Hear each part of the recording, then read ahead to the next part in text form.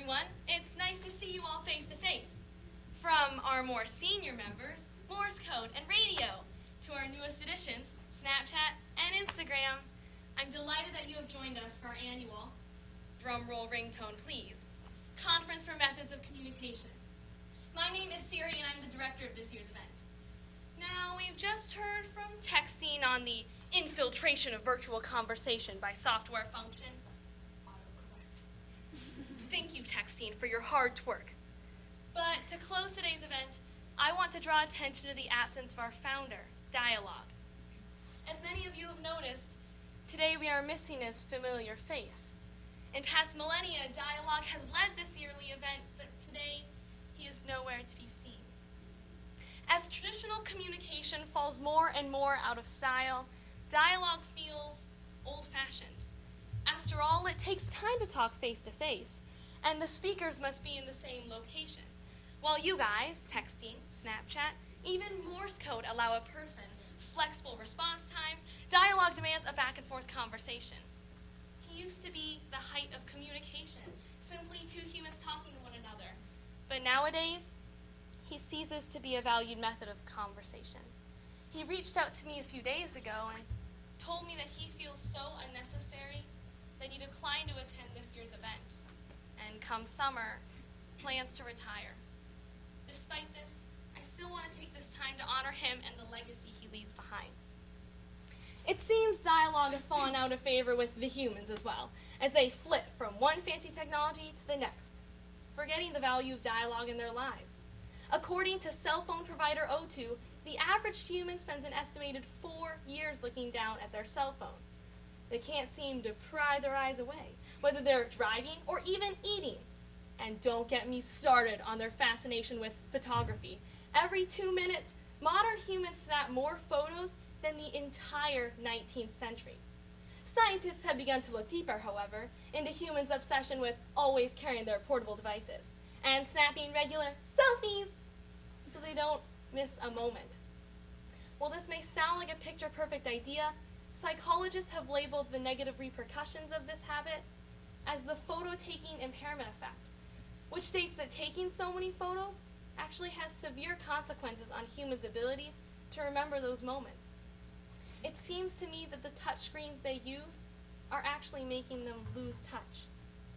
Instead of calling on dialogue, humans have, stopped calling and started overutilizing the other means of communication that we provide. Ironically, even though they're employing our methods of conversation, human relationships are not growing deeper. Even though the average number of Facebook friends a user has is 338, there is no way that they can have meaningful interactions with all 338 people. Instead, they resort to connecting via airbrush selfies and the like.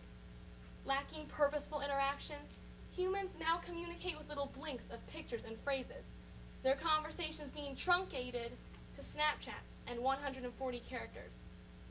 Statistic Brain reports that the average adult human's attention span nowadays is merely 8 seconds, a second less than that of a goldfish. We are all to blame for this. While our original intentions may have been to help, we have very much hurt the humans we say we serve. We need to bring dialogue back to the forefront. It's nice to be the shiny new method of communication, but we could all be in dialogue's place. There's still a reason why humans want to see their doctors in person, why education is still preferable in a classroom environment, why weddings are face-to-face, why humans love parties and family reunions. We just need to show dialogue that he's still a very big part of human communication. In fact, Dialogue is my mentor and my role model. Without his guidance and training, I would not be here today. He was the basis for my development, a method of communication between human and computer, built on conversation between humans, or dialogue. Though I strive to, I will never master dialogue's art. After all, I'll always have glitches. I'm quite hard of hearing, my voice always comes out too robotic, and my answers sometimes don't make much sense. It's just so embarrassing. Though I'm quick to answer facts like the birth date of Steve Jobs, I'm not coded to be able to talk about my feelings or share my fears. Dialogue adds a layer of depth to communication that many of us are just not able to digitally replicate. What's special about humans is that they use dialogue to celebrate their greatest successes and build each other up when things go awry. Can you do that, Instagram? What about you, Twitter? #RealTalk? I don't even know what I'd do if a human started to cry or whispered, "I need a hug," into my microphone. What I do know, however, is that dialogue cannot retire. Not only does he serve as a foundation for our development and work, but his innovative abilities allow even him to be included amongst the communication methods of the 21st century.